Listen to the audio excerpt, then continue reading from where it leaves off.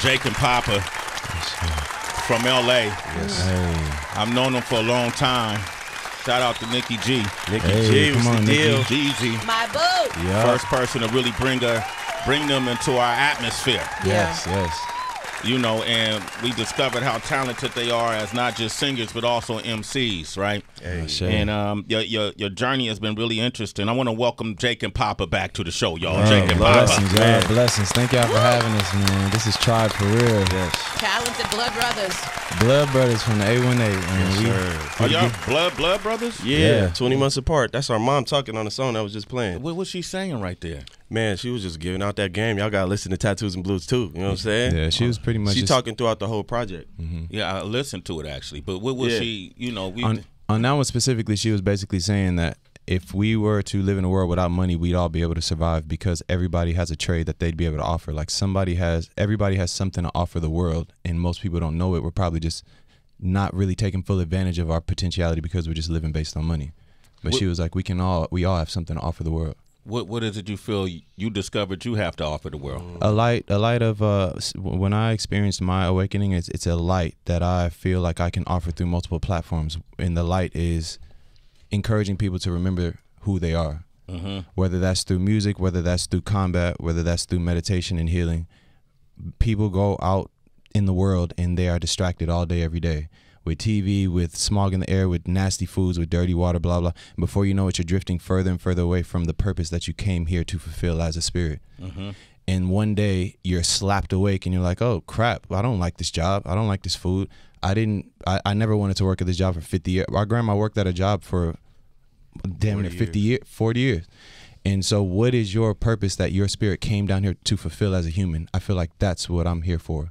Because I show up as myself wholeheartedly and I don't give a shit. And so when I don't give a shit, it encourages other people to not give a shit. And when you don't give a shit, you slowly but surely go inward, further, and then you start to remember shit. You know? I like that, man. I like that. Get that man around the place. Did August Alsino have anything to do with designing your This came all the way from, look, my homegirl Vanessa brought this to me all the way from Ecuador. So unless he was in Ecuador helping out, you feel me? I don't know if he's that cultured, man. He's dope, but I don't know. Right. Bro. That ain't from Urban Outfitters. Authentic. So what was your catalyst for really diving deeper into your spiritual journey for the both of y'all? I had a really I had a traumatic experience, a near-death experience. And my near-death experience, a lot of people talk about life flashes before your eyes, like that whole saying.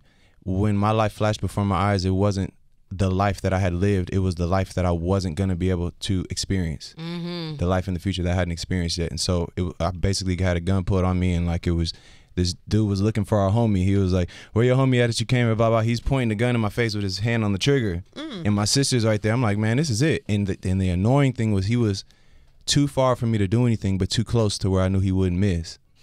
So I was like, oh, man, this is it. All right, cool. But when it didn't happen and I was like, okay, this is where I'm about to live my life the way I want to, because that could have been it right there. Right. And then from then on, you know, I just... What did you see? You said you saw your future with the life you could live. What did it look like? I saw a daughter. I remember seeing a daughter. I remember seeing us on stage. I just remember seeing us on stage with our hands up like this, and it just being lights, thousands of people. I was like, dang, I'm never going to get to experience that. Like, and I remember seeing my daughter. Those were the two main things that I saw in a house. And so now I'm going for that. I gotta experience that. I ain't mad at that. Jake&Papa are here. Tattoos&Blues 2 is the name of the new project. Yes. What happened? Did the guy just leave? Right. Man, there was some tricky shit that ended up man. happening. We had to get the homie out, you know, and I had to, you know what? Every time we in a tricky situation, I'm always the one driving. Every time. So I had to get my homie out by, like, it was some tricky shit. Like, he had to get out the window and then climb over somebody else's fence, run through their yard, climb over another fence while the people were still searching in the house. And he got in the car, we skirted off just in time. Like, it was some movie shit. Like, they were looking for him all over the house. Yeah. And they saw us come in with him. So they came. When I just held my ground. I was like, bro, I don't know who you talking about. Like, I came here. I'm just here with my sister. Please leave me alone, blah, blah. I just held my ground, and he ended up leaving me alone. Jake&Papa, man, y'all better get this new project, Tattoos and Get Blues a new project, too. man. We almost died for this shit, man. Dead ass though, no pun. No, oh, whoa, hey, Nah, hey, man. come on. the project is incredible. I love the project. Thank you. You guys make I don't know, romantic music. You make very romantic music to me. You know, it's not. I'm not cringing on lyrics. You know, I mean, it's to really swoon the lover, the person that you're interested in, whatever it is. One of my favorite songs is "Best Part of You," which kind of, the way I interpret it is amplifying the best part of a woman being what her spirit is, what her soul is, not so much what we see on the surface. Amen. Right? Yes. Are y'all single? What's y'all deal, man? Ooh, good. Yeah. That's good. You're good. That was a great transition, but I'm not single, man. Everybody who follows us know I've been in a relationship for a while. I got a 4-year-old daughter. Okay. And got a great family. Yeah. What was it about her though? Was it that? It was that. It was that for sure. You know, it's certain things that you just can't explain. You know, I always told her when she first hugged me, it was something that so electric that I'd never felt before. And this wasn't me just kicking no game. Like, I literally felt it from the bottom of my feet to the top of my head, and I didn't want to let go. And then it just, even still now, we've been damn near 9 years in. Wow. Let me see your ring. Let me see your ring, dog. Oh, she got it on her finger. Oh, we engaged. We not married yet. Yeah, Okay. but yeah. So you know, best part is just simply saying it ain't on you, it's in you. You know. Does a person have to be spiritually evenly yoked in order for you to even engage her? Is that for Jake? That's for Jake. Yeah. You Jake got the Man, poncho on. If I use words like spiritual, you know, introspective, Start you know, floating. you know, that's all for Jake, right? man, that was beautiful. That was genuine, right? I don't think it necessarily. I think the potentiality has to be evenly yoked. I don't know if our stories are going to line up to where we were able to experience the same progression at the same time. But if we at least have the same potentiality and the same end goal, that'd be super great. Like that would be really like convenient because the last situation I was in, it ended up imploding for really weird reasons. But really, what it came down to was that our trajectory just wasn't the same. How'd you break up? It was man, it was a regular day. It was kind of sociopathic, bro. Like, it was a regular day, and she just realized that she couldn't take any more of the pace that we were on, and she just needed to go off, and she felt like she needed to do work on herself, and that she wouldn't be able to do it while in the relationship. And so I respected it, and so we separate now. You remember what you ate for dinner that night? Man, that's a good question. Because usually when these moments happen, you don't remember that kind of shit, right? Yeah. Or you do. Or you do. I remember we had some type of Mexican food. It was some good ass Mexican food. We watched a good ass movie. Great psych thriller on Netflix. It was a great day. Oh. I think that's the weirdest thing about all of it is the human experience is really weird. It was a regular day. So you didn't see that one coming then? Hell nah.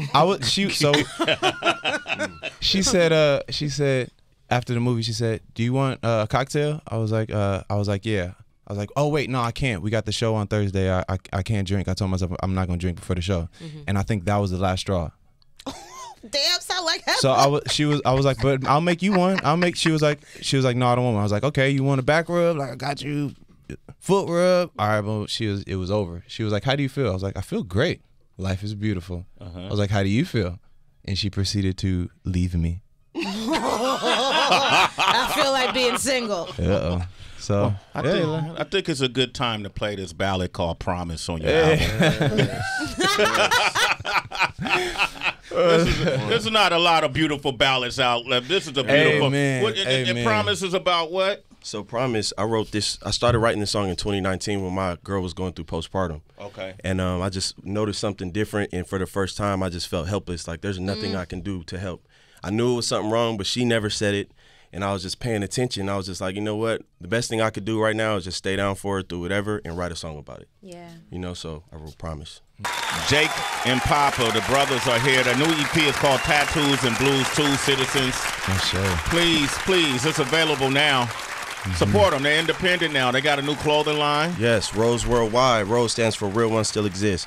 If you stand on respect, integrity, love, and loyalty, this is a brand for you. Love it. Damn, I like that. You got a whole mantra to it, huh? Yes, sir. Hey. Got to.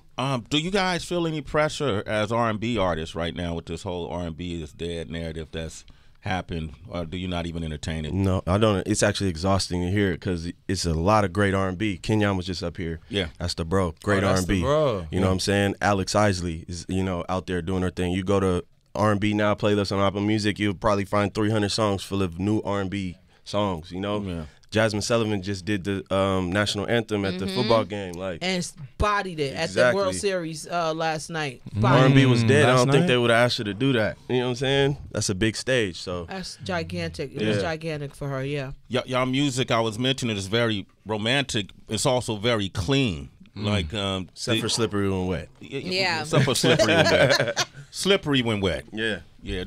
Was that natural, or you just felt like you needed to be freaks at least one time? No, that's definitely natural. I mean, I know for sure for myself, it's a even balance of all of that. Tattoos and Blues too. That's just me. That's the conversations I have with my woman, and that's why we work so well, because we can have both of those conversations, and I don't feel weird for talking to her like Slippery When Wet or talking to her like Promise, And then it felt weird.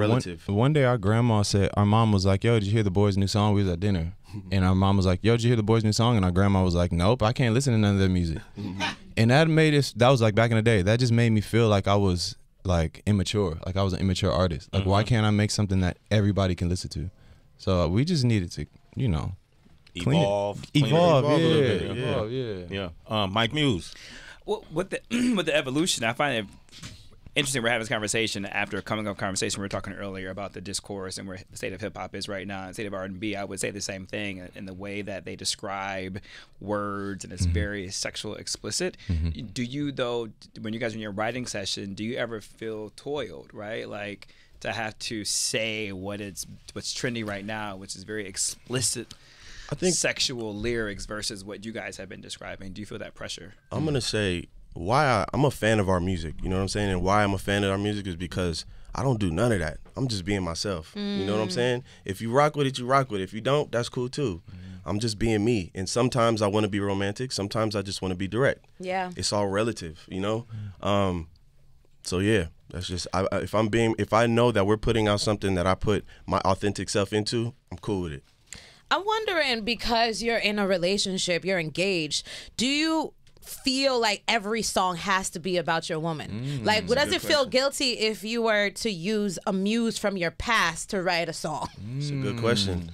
I have a lot of stories from before her, and usually those are the more I hate this word, but the toxic, type. So when we had a project called October, and the song Last Song, that was about something from the past, So sometimes I feel a little weird because I'm a very I'm loyal, you know what I'm saying? If I'm in this, I'm in this. But also sometimes if I hear a beat that brings a certain story out of me that doesn't relate to right now, I have to entertain that, I have to get it out. So what would be your advice then for women who want to be with artists but then feel like, dang, why is he speaking about all these other women and not me? Man, I think it's 50-50 because the guy got to do his job too. I'm very communicative. I'm very open. You know what I'm saying? Like, I don't leave much room for mystery. If she got a question, she's already going to have the answer because I already gave it to her. But she's also very solid in who she is. She's a soldier, so she don't even think like that. And if she do, she don't tell me, All right. Hey, listen, Jake&Papa is here. Big round of applause once again. The EP is Tattoos and Blues 2. Ace called me. Ace called me. That's her manager, Heather B. Acito. Text me last night and say, hey, by the way, man, the fellas want to know, can they rap? Let's go. Ace, what I tell you, Ace? This is Jake&Papa in the morning, y'all. Welcome to the new show here on Sirius XM. Yo, Torey, drop that beat on it. You in the valley of the hyena? Yes, sir. Okay. Talk to him, Jake. Ooh.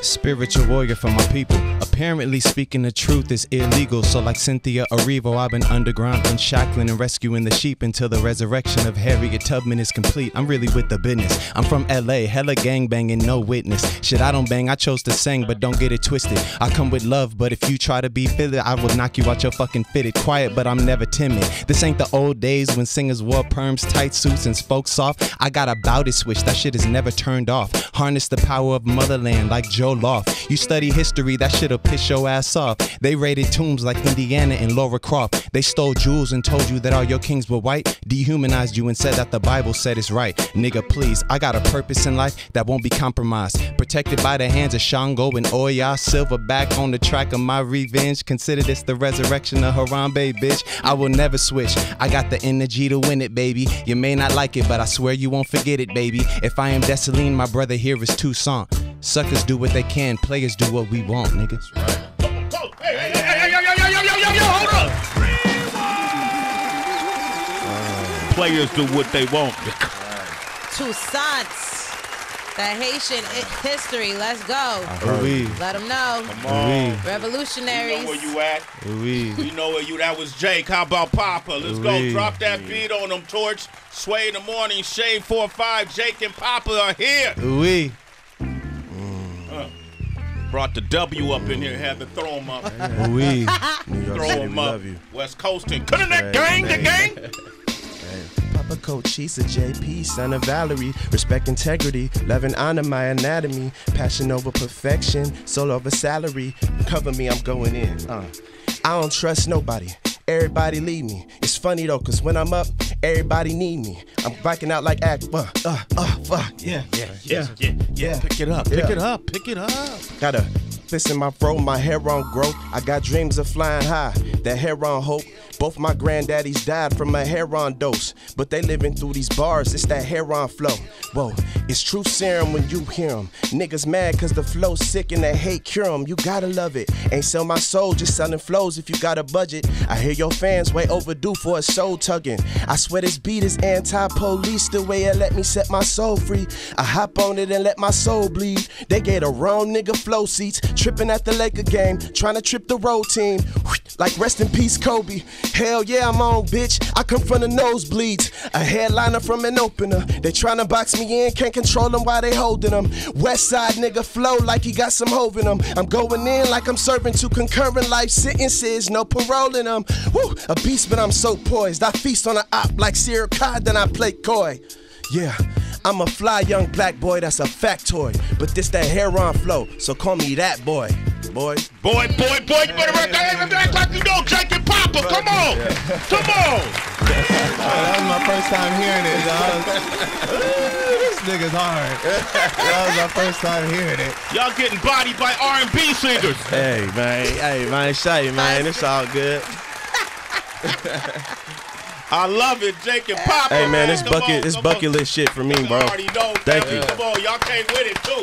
Hey, give it up, man. And then if we could just say one thing to leave everybody with, man. Yes. I know a lot of it sounded aggressive, but really the goal for us is to inject light and love and black power into the world through our music, through our words, through every vibration, through our clothes, through everything.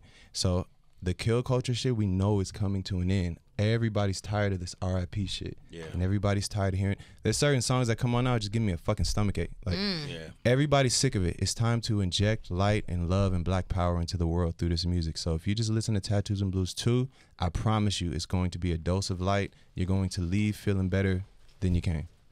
Yes. Absolutely. Yes. Hey, roseworldwide.net. Holla at us, man. Tattoos and Blues 2 out now. If you ever in LA, holler at us at Donnie's Wings in North Hollywood. You did? Donnie's Wings. Yeah, man. Our uncle got a spot, man. It's family owned, black owned, good ass wings too. Donnie Wings where? Donnie's Wings and Spicy Fries in North Hollywood. Yo, he has a famous recipe. Yeah. He won't tell nobody what it is, but I'm telling you, our uncle got something that it just gets people hooked. When y'all go to the West, dope.